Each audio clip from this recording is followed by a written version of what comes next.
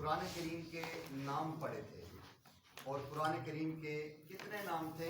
5 شاباش. نمبر 1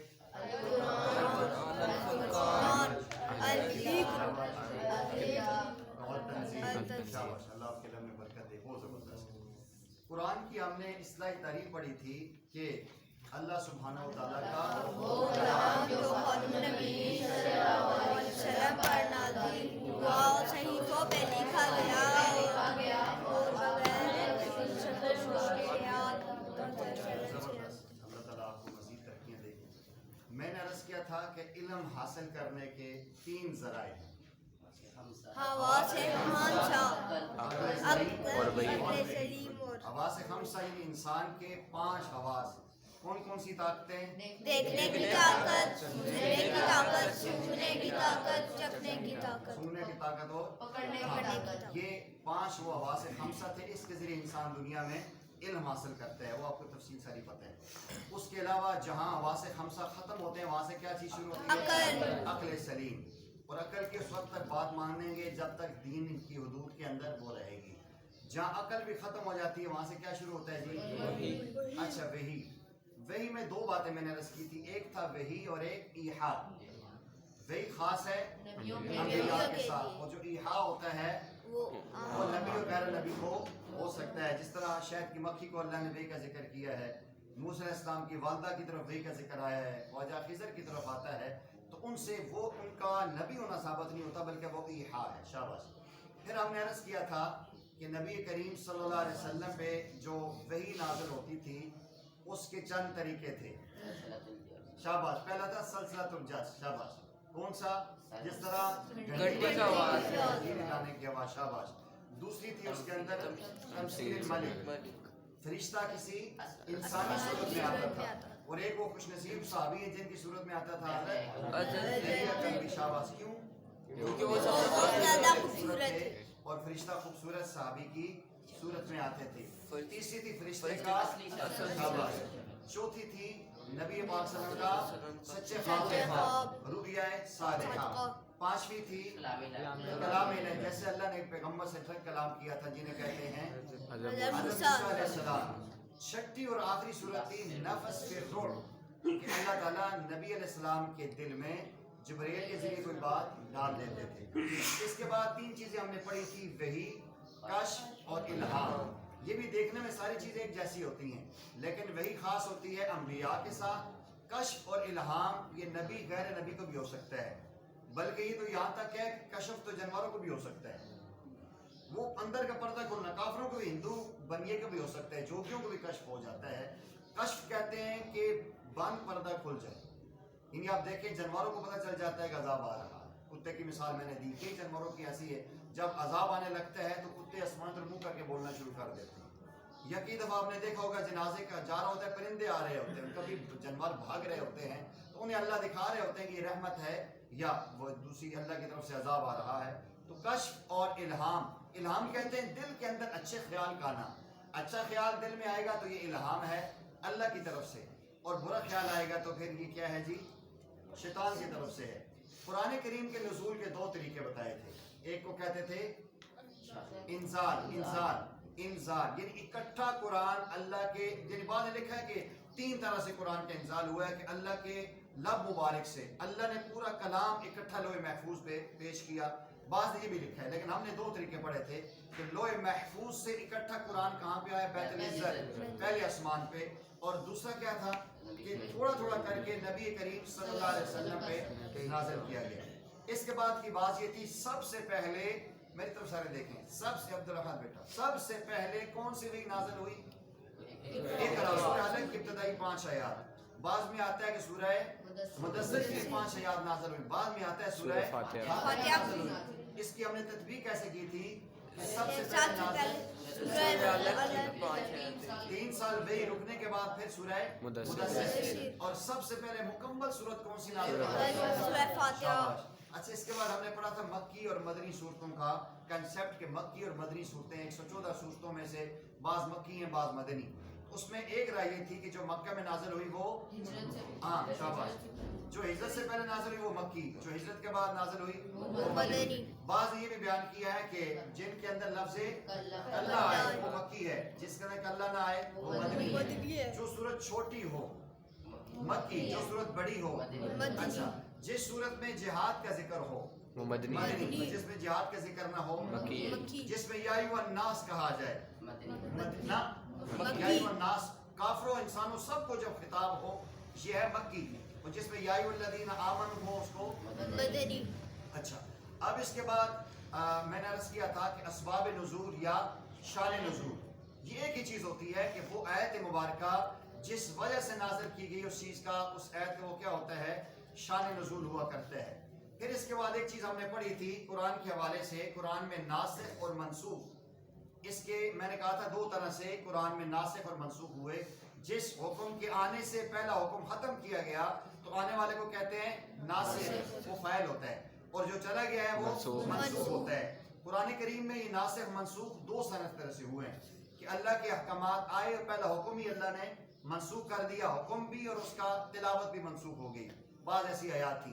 اور دوسرا وہ ہوتا ہے کہ حکم تو موجود ہے نہیں، تلاوت تو موجود ہے لیکن حکم اس کا منسوخ ہو گیا ہے۔ جس طرح میں نے آپ سے مثال دی تھی کہ پہلے یہ حکم ہوتا تھا کہ مرنے سے پہلے اپنی اولاد کو وصیت کر کے جائے کتنا کتنا حصہ اس کو دینا ہے، اور اب وہ ختم ہو گیا کہ اللہ کے احکامات آ چکے ہیں۔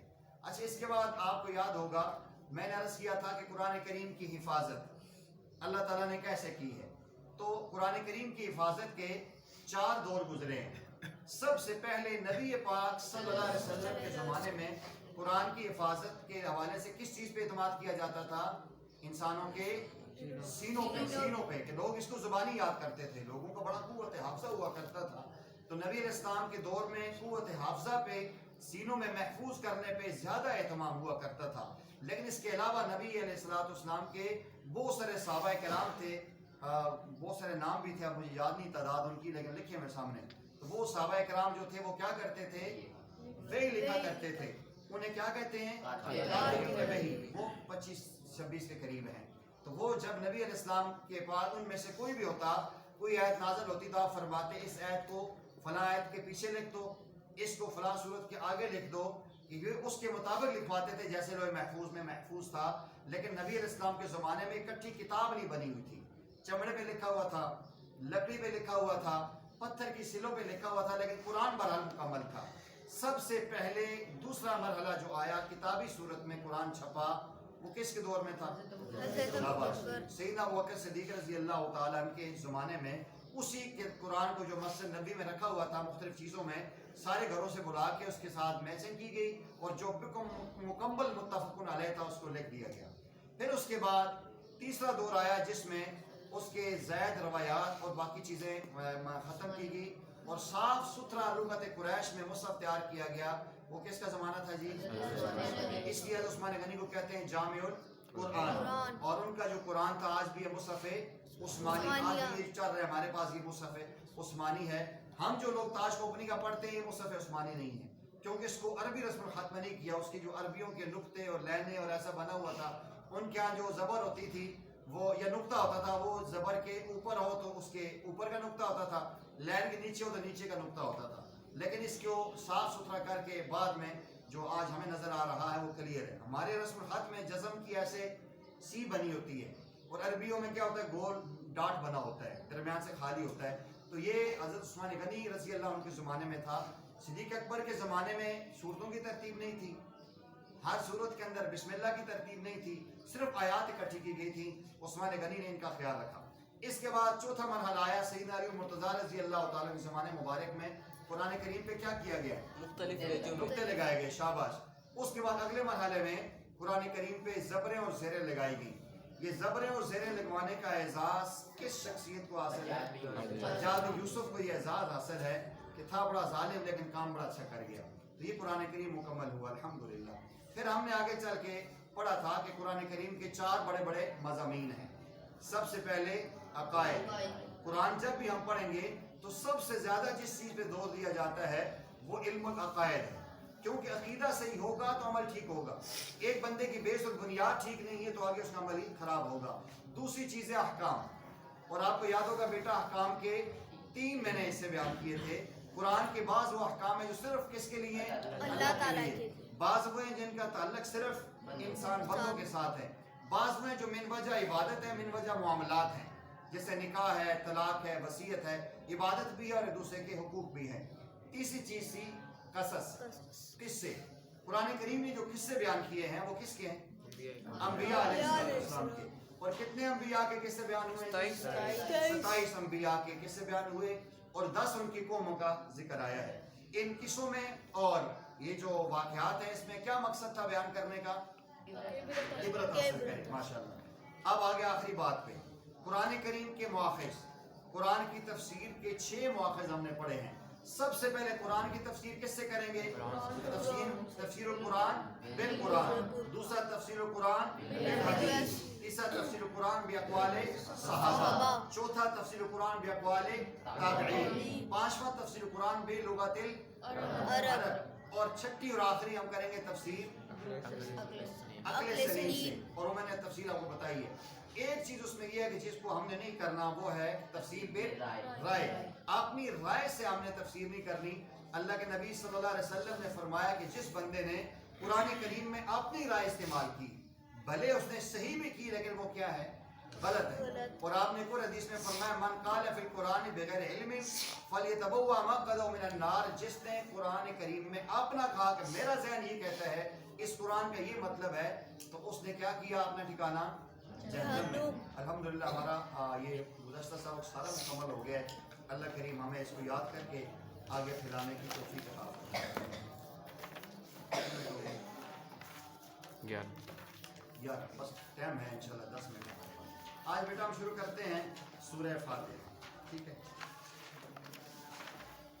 میرے ساتھ آپ پڑھیں کھولیں. ویسے کوشش کریں بیٹا اگر آپ لکھ سکتے ہیں نا، یہ ساتھ آپ کی جگہ ہے تو اس کو ضرور لکھیں. بڑی پیاری بات ہے انشاءاللہ. آ جاؤ رب یسر بولے بولے ولا تعسر وتمم بالخیر وبک نستعین یا فتاح رب اشرح لی صدری ویسر لی امری واحلل عقدۃ من لسانی یفقهوا قولی رب زدنی علما رب زدنی عملا سبحانک لا علم لنا الا ما علمتنا انک انت العلیم الحکیم. یہ وہ ابتدائی دعا ہے جو اللہ تعالیٰ سے انسان کو کرنی چاہیے.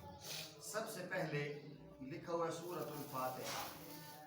فاتحہ افتتاح سے، زبانیں بھی ذہن میں رکھ سکتے ہیں. افتتاح سے کہتے ہیں نا فلاں نے دکان بنائی ہے اس کا افتتاح کرنا ہے، فلاں نے گھر بنایا ہے اس کا افتتاح کرنا ہے. افتتاح کا مطلب ہوتا ہے کسی چیز کو شروع کرنا اور کھولنا. اس سورت کو سورہ فاتحہ اس لیے کہتے ہیں کہ اس سے قرآن کھلتا ہے، قرآن کا آغاز ہوتا ہے. اس کو فاتحۃ الکتاب بھی کہتے ہیں، کتاب کو کھولنے والی. یہ جو سورہ فاتحہ ہے یہ اللہ جل جلالہ کا خاص انعام ہے. سورہ فاتحہ اللہ جل جلالہ کا خاص انعام ہے میرے اور آپ کے آقا صلی اللہ علیہ وسلم سے. اس کی سورہ فاتحہ کو نا ام الکتاب بھی کہتے ہیں. ہلکا سا لکھ لو اگر پنسل ہے. ایک فاتحۃ الکتاب اس کا نام ہے. کنارے پہ نا جو اوپر لائن بنی نا خالی سی، ان کناروں پہ یہ جو سامنے صفحہ ہے اس کے اوپر چھوٹا چھوٹا لکھ لیں سورہ فاتحہ کے نام. سورہ فاتحہ کے نام فاتحہ الکتاب، فاتحہ الکتاب. اس کے بعد لکھنے ام الکتاب. ام الکتاب کتاب کی ماں، کتاب کا آخر ماخذ. ام الکتاب، ام الکتاب. سورۃ الشافیہ. شافیہ شین شا شین الف شا فا یا ہا شافیہ. سورہ کافیہ. سورۃ المسئلہ. سورۃ المسئلہ.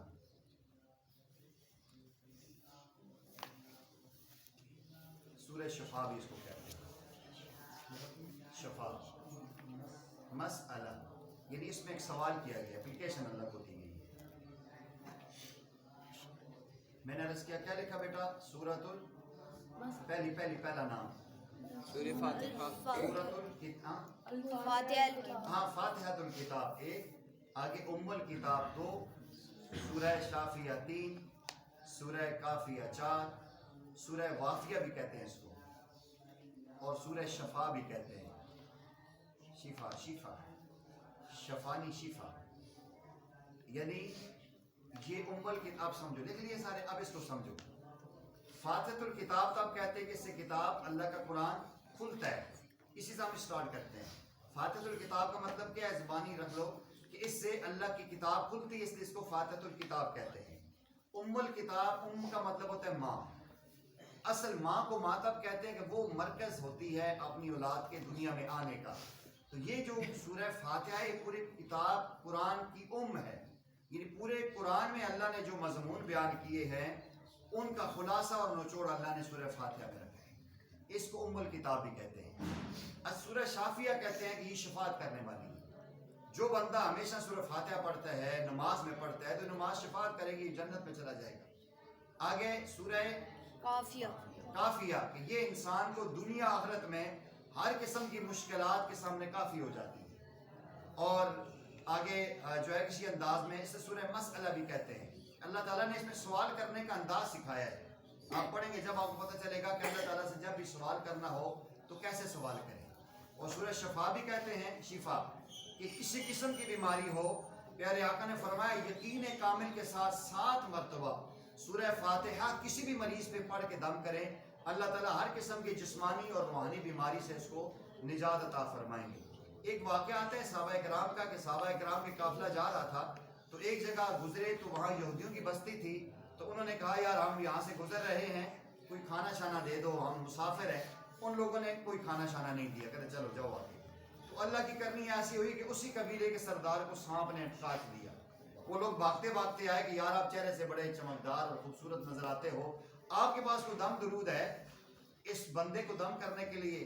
تو ایک صحابی نے کہا ہاں میرے پاس ہے، لیکن میں ایک ریوڑ دوں گا بکریوں کا، ویسے دم نہیں کروں گا، کیونکہ پہلے ہم نے ضیافت مانگی، تم نے ہماری مہمان نوازی نہیں کی، تھا پھر اس طرح نہ سیدھ اس طرح سے۔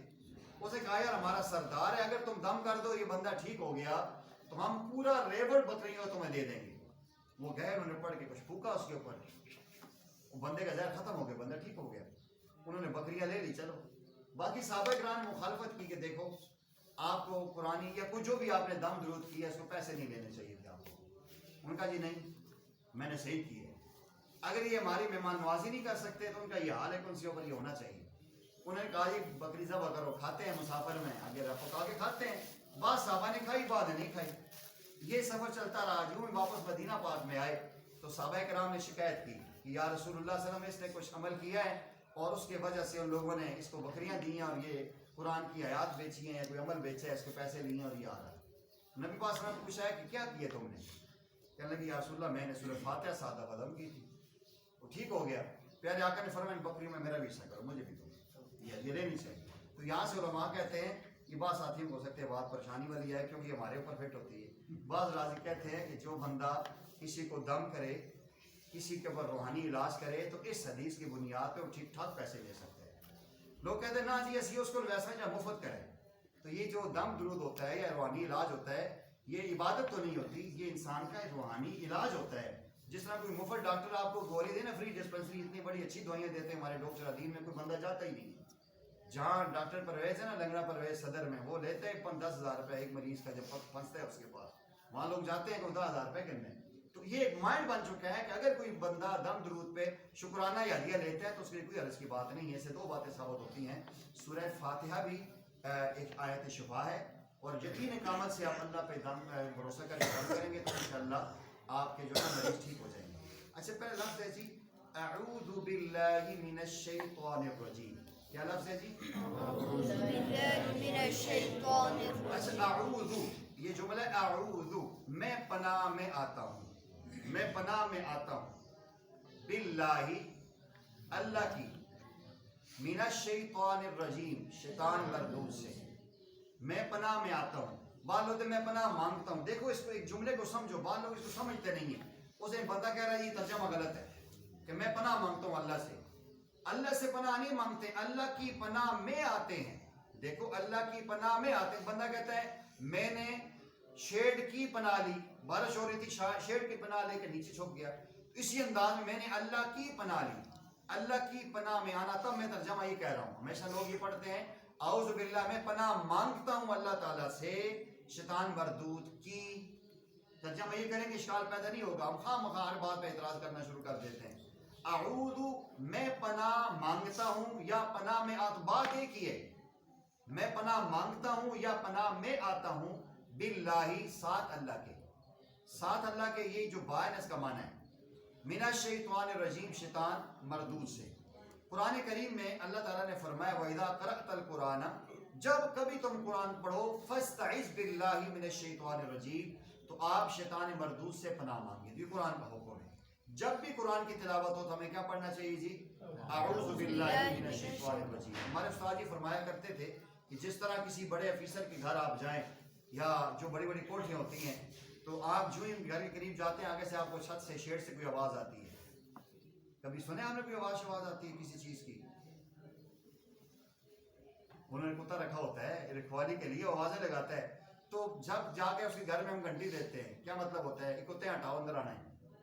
تو یہ اللہ کے پاس آنے لگے ہیں, تو جو ہی آپ قریب آئیں گے تو یہ کوشش کرے گا آگے, وہی اللہ کے دربار کے راستے میں کھڑا ہوگا. یہ سامنے بھونکے کا تو نہیں, لیکن آپ کے ذہن میں وسوسے چھوڑو ہے کہ کرسے میں سیدھی جا کے جم دے. تو آپ نے فوراً گھنٹی دبانی کون سی؟ اعوذ باللہ من الشیطان الرجیم. بس یہ اعوذ باللہ اتنا زبردست راکٹ لانچر ہے نا, کہ جب بھی آپ اعوذ باللہ من الشیطان الرجیم کریں گے نا, تو یہ شیطان سے ایسے بھاگیں گے کہ راکٹ لانچر سے بھی تیز بھاگیں گے, نظر ہی نہیں آئیں گے. اس لیے ہمیشہ اعوذ باللہ من الشیطان الرجیم پڑھنی چاہیے. آپ نے سنا ہوگا حدیث میں کہ اگر گدھا بولے تو کیا پڑھنا چاہیے؟ وہ شیطان کو دیکھتا ہے تو گدھا ہے ناتا ہے, تو فوراً اعوذ باللہ من الشیطان الرجیم بولیں, رخصت ہو جائے گا. تو اس لیے آپ واش روم میں جاتے ہیں اللہم انی اعوذ بک من الخبث والخبائث, تو یہ اعوذ باللہ ہمیشہ پڑھے. جو بندہ اعوذ باللہ من الشیطان الرجیم روزانہ 11 مرتبہ 11 ٹائم 11 مرتبہ صبح 11 مرتبہ شام اعوذ باللہ من الشیطان الرجیم پڑھے گا, تو اللہ کے راستے میں آنے والی اسی چیز سے اس کی حفاظت ہو جائے گی. اس لیے ہمیشہ اپنا معمول بنائے کہ ہم نے انشاءاللہ ہر معاملے میں جب بھی اعوذ باللہ من الشیطان الرجیم پڑھنا ہے, اور جب بھی قرآن کی آپ تلاوت کریں اسٹارٹ آپ نے اعوذ باللہ سے کرنے کا. اللہ کا حکم ہے کہ اعوذ باللہ من الشیطان الرجیم پڑھیں. اس کے بعد اگلا ہے اسٹیپ, دوسری ایک دعا ہے جسے کہتے ہیں بسم اللہ الرحمن الرحیم. کیا کہتے ہیں جی؟ بسم اللہ الرحمن الرحیم. آج اتنا ہی پڑھیں گے. بسم کے اندر 3 لفظ ہیں. پہلا لفظ کیا ہے؟ با. بے نہیں, قرآن میں با پڑھیں گے. با, آگے سین, آگے اللہ.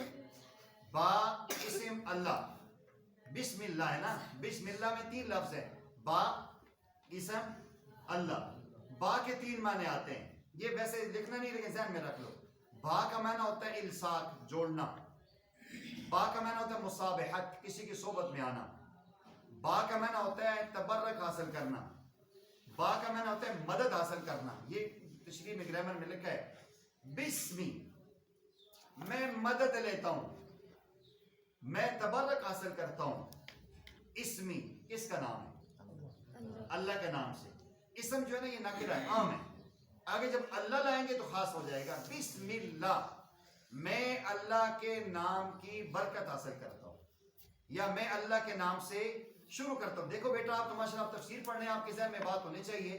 ہم کہتے ہیں میں شروع کرتا ہوں, تو بسم اللہ کا نام ہمارا کہاں شروع ہے؟ کوئی آپ سے سوال کر سکتا ہے, آپ مفتی صاحب کے پاس تفسیر پڑھتے ہیں, بتاؤ بسم اللہ کا معنی میں شروع کرتا ہوں کدھر سے آپ نے نکالا ہے؟ یہ شروع کرتا ہوں نا, یہ ہم نے فعل محذوف اس کے اندر لایا ہے کہ میں اللہ کے نام کی برکت لے کے کیا کرتا ہوں؟ اشرع, میں شروع کرتا ہوں اس قرآن کو, یا میں کسی بھی کام کو شروع کرتا ہوں. تو یہ شروع والا جملہ جو ہے یہ محذوف ہے, یہ ہمارے ذہن میں جب ہم کام اسٹارٹ کرنے لگے بسم اللہ پڑھتے ہیں, مقصد کیا ہے کہ میں یہ کام شروع کرنے لگا ہوں, تو وہ شروع والا ہمارے ذہن میں ہوتا ہے. بسمی کا مطلب ہے با کا جوڑنا, مصاحبت ہونا, استعانت لینا, مدد لینا. اسم سے مراد نام ہے اور اللہ اللہ ہے. الرحمن یہ اللہ کی صفت ہے, الرحیم بھی اللہ کی صفت ہے. میں شروع کرتا ہوں, یہ بس با کا معنی کر رہا ہوں. با اے ابتدیو اے اشرع, میں شروع کرتا ہوں. کیا؟ میں شروع کرتا ہوں. اسم اللہ, اللہ کے نام کے ساتھ. میں شروع کرتا ہوں اللہ کے نام کے ساتھ. واللہ کون ہے؟ الرحمن, جو رحمان ہے, نہایت رحمان نہیں, جو بڑا مہربان ہے. نہایت میں نے یعنی آتا, الرحمن جو بڑا مہربان ہے, الرحیم نہایت رحم کرنے والا ہے.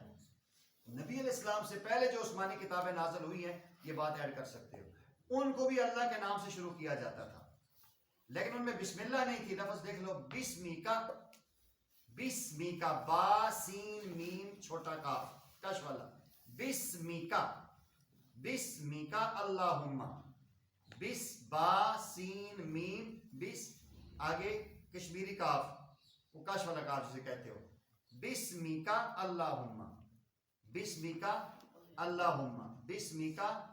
دیکھ لیے پہلے تورات میں, زبور, انجیل میں یہی تھا بسمی کا اللہم, کہ میں اللہ کے نام سے شروع کرتا ہوں. باقی جو لوگ تھے یہ کافر بتوں کے نام سے شروع کرتے تھے. تو اللہ کے نبی صلی اللہ علیہ وسلم کو اللہ نے بسم اللہ کا یہ جملہ دیا ہے.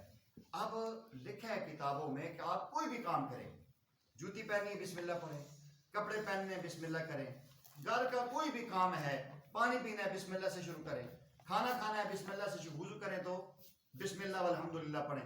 ہر کام میں آپ نے بسم اللہ کرنی ہے, اس لیے کہ پیارے آقا بولو صلی اللہ علیہ وسلم نے فرمایا کہ کل امر زبال لم یبدا بسم اللہ فهو اقطع واجزم, جو کام بھی بغیر بسم اللہ کے آپ شروع کریں گے کبھی کمپلیٹ نہیں ہوگا. اور جس کام کے شروع میں بھلے بسم اللہ ہی پڑھ لیں, پوری بسم اللہ نہیں پڑھتے, صرف بسم اللہ بھی پڑھ لیں تو وہ کام مکمل ہوگا.